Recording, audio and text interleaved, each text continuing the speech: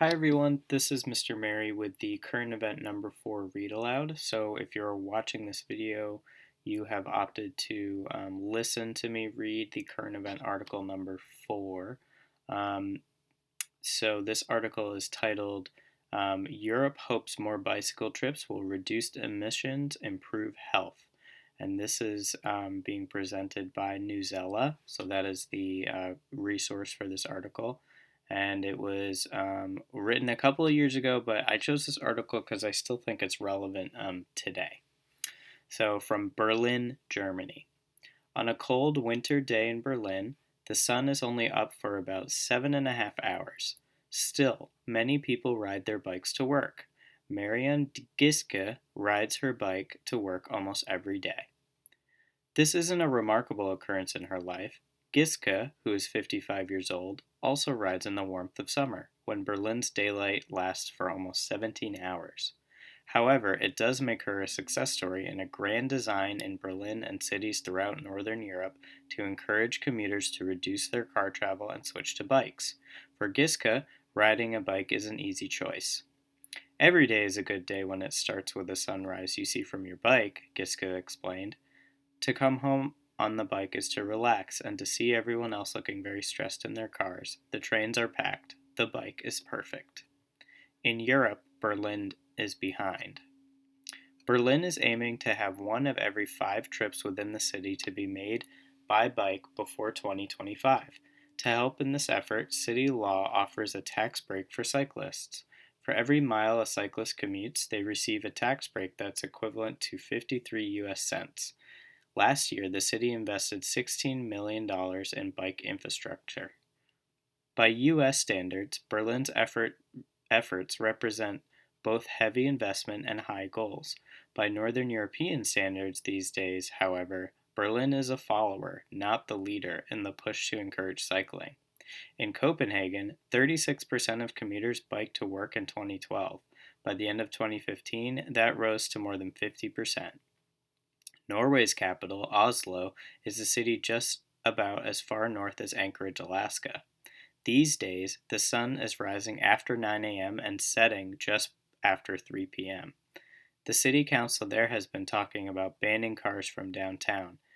Even though the country relies on oil revenue for wealth and has a surplus of electrical power, the city council wants to promote the bike as a primary form of transportation.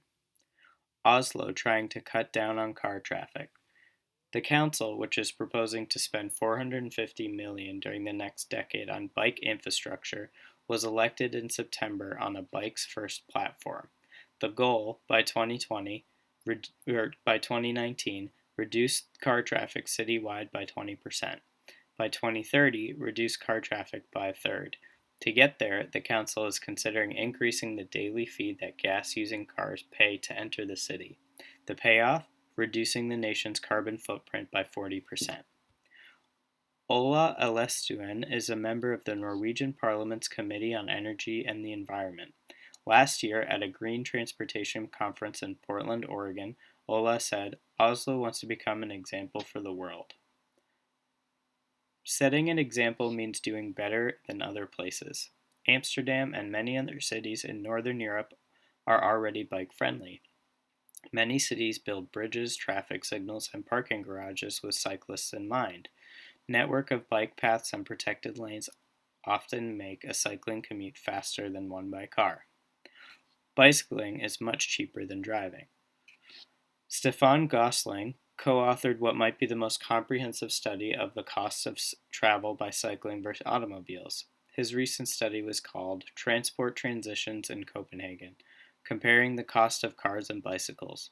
It determined that, quote, when all aspects are included, the cost of a mile cycled is 14 cents, when a mile by car is 88 cents. Gosling argues that there are social benefits of cycling. He said cycling generates 28 cents a mile in savings on healthcare and other services. On the other hand, he said commuting by car costs the community. He said each car mile costs society 27 cents in road deterioration, energy, and lost time of commuters. The U.S. could benefit from more bicycling. Gosling outlined one purpose of his study of Copenhagen. He wanted to determine whether it was economically justifiable to build more infrastructure for cycles. He said the study looked only at Copenhagen, but he thinks the results would apply to many cities. He even thinks the United States could benefit from biking more and driving less. Quote, I could even imagine that the health benefits in the US could be greater than in Copenhagen, as you have a population that arguably in parts could do with more exercise, Gosling said.